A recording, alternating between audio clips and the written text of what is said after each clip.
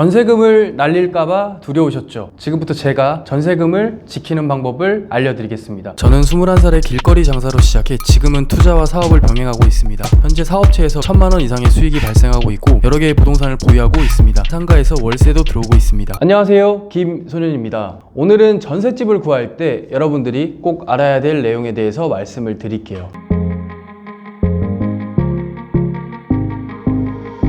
매달 나가는 월세가 아까워서 전세를 선호하는 사람들이 굉장히 많습니다. 전세금은 보통 우리의 전 재산인 경우도 있고, 부족할 경우에는 부모님에게 지원을 받는 사람들이 많습니다. 혹은 대출을 받아서 들어가는 경우도 있죠. 이런 내 돈을 지키기 위해서 꼭 알아야 할 7가지에 대해서 알려드릴게요. 다른 영상에서 얘기하는 전입신고나 확정일자 이런 간단한 내용 말고도 중요한 내용들이 더 있으니까 끝까지 영상을 시청을 해주세요.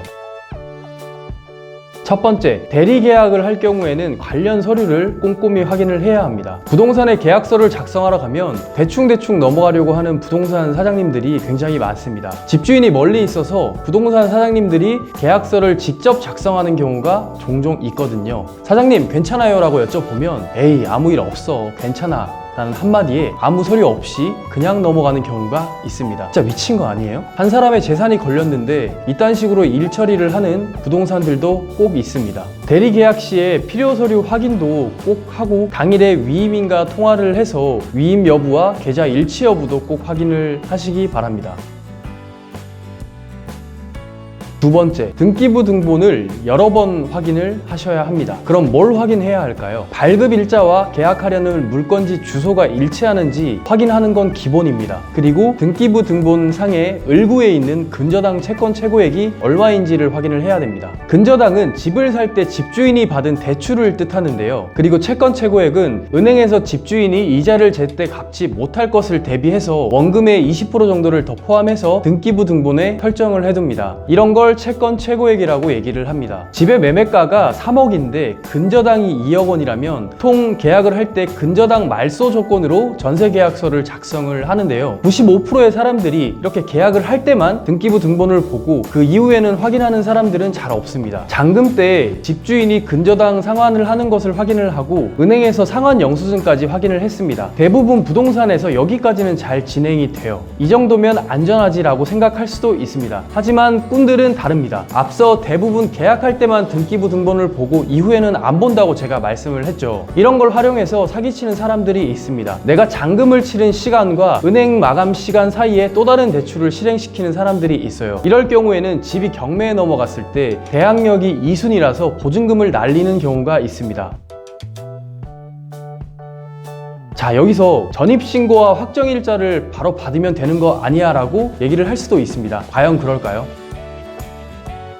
그럼 여기서 세 번째에 들어갑니다. 계약과 잔금 당일에 전입신고와 확정일자를 꼭 받아야 합니다. 전입신고, 확정일자를 해야 하는 건 알지만 왜 해야 하는지 모르는 사람들이 굉장히 많아요. 이 둘은 한 몸이라는 걸 꼭 기억을 해주세요. 즉 집이 경매에 넘어갔을 때 내 돈을 지켜주는 안전장치라고 생각을 하셔야 합니다. 전입신고는 대항력이라는 뜻이에요. 전입신고를 해야지 돈을 받을 수 있는 권리가 생기고, 확정일자를 받아야지 경매에 넘어갔을 때 우선적으로 돈을 변제받을 수 있는 권리가 생깁니다. 많은 분들이 전입신고만 하고 확정일자를 안 받는 사람이 있는데 이것은 굉장히 위험한 짓이에요. 그런데 전입신고의 효력은 이길 0시부터 발생하기 때문에 첫 번째 제가 말씀드렸던 당일 잔금을 치르는 시간과 전입신고의 효력이 발생하는 이길 0시 사이에 집주인이 나쁜 마음을 품고 대출을 실행하면 근저당이 1순위가 되고 내 보증금이 2순위로 밀려서 보증금을 잃을 수가 있습니다. 이 점은 꼭 유의를 하셔서 등기부 등본을 여러 번 확인을 하셔야 합니다.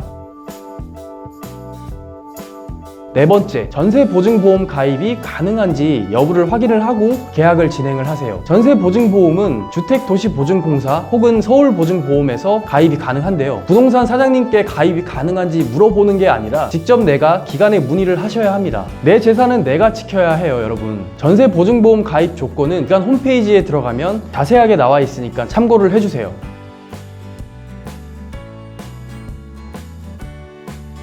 다섯 번째, 신축 빌라는 첫 입주 시 굉장히 주의해야 합니다. 여러분, 제가 질문 하나 드릴게요. 새 집이 좋나요? 헌집이 좋나요? 당연히 새 집이 좋겠죠. 신축 빌라는 새 집이기 때문에 대부분 주변 시세보다 높은 가격으로 분양이 되고 높은 전세가로 임대가 맞춰집니다. 전세가와 매매가의 갭 차이가 1,000만 원에서 2천만 원 정도이기 때문에 전세 보증보험 가입이 어렵습니다. 그리고 KB 시세가 형성되어 있지 않고 깡통 전세일 확률이 높기 때문에 기관에서 바보가 아닌 이상 잘 해주려 하지 않습니다. 우리는 부동산 사장님께 여쭤보죠. 사장님, 2년 뒤에 전세 시세가 떨어지면 어떡하죠? 사장님이 얘기를 합니다. 에이, 전세 매물이 많이 없어서 괜찮아요. 무슨 걱정을 그렇게 해요? 라고 대충 넘기죠. 그런데 부동산에서는 별일 없다라고 얘기를 하지만 이렇게 분양 대행사와 엮여있는 부동산은 속칭 R이라는 수수료를 많게는 1,000만 원씩 받기 위한 과정이기 때문에 결국은 한통속이에요. 그리고 분양받은 사람들도 1, 2천의 작은 갭으로 분양을 받기 때문에 돈이 많이 없는 사람들이 많거나 돈이 급한 속칭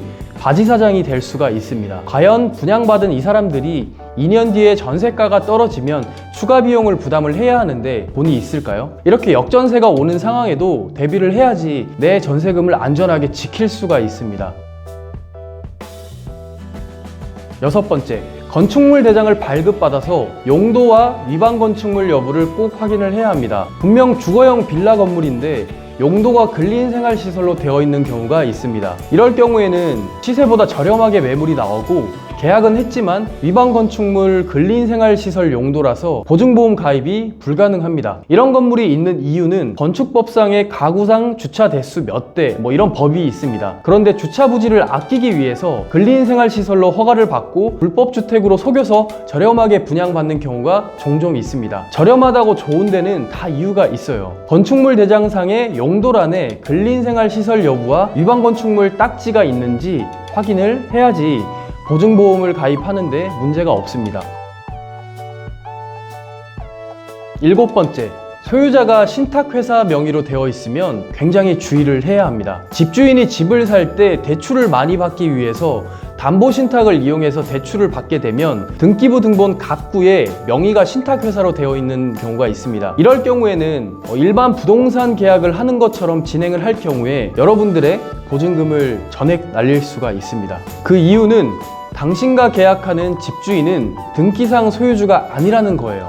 담보신탁 등기 관련 물건은 부동산 사장님들도 잘 모르는 경우가 많습니다.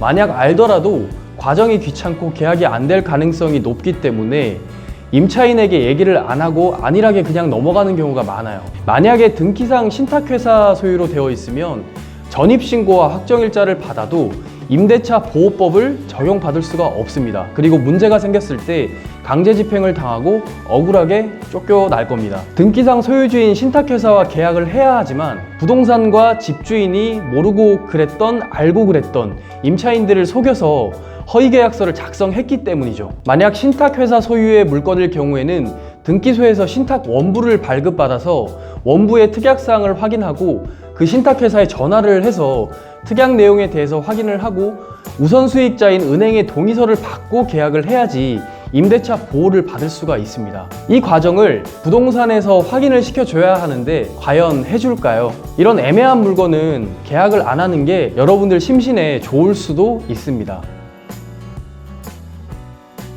오늘은 전세계약서를 작성할 때 꼭 알아야 할 7가지에 대해서 말씀을 드렸는데요. 에이, 나는 괜찮겠지 라고 생각을 하다가 나중에 큰 후회를 할 수가 있습니다. 이런 문제로 인해서 경매로 진행되는 경우가 굉장히 많고 저는 그것을 많이 봤기 때문에 여러분들에게 이런 얘기를 할 수가 있었습니다. 다소 어려운 내용이 포함되어 있지만 큰 돈이 오가기 때문에 이 정도는 꼭 알고 계약을 진행하시길 바래요. 오늘 영상이 도움이 되셨으면 구독과 좋아요 그리고 알림 설정 부탁드릴게요.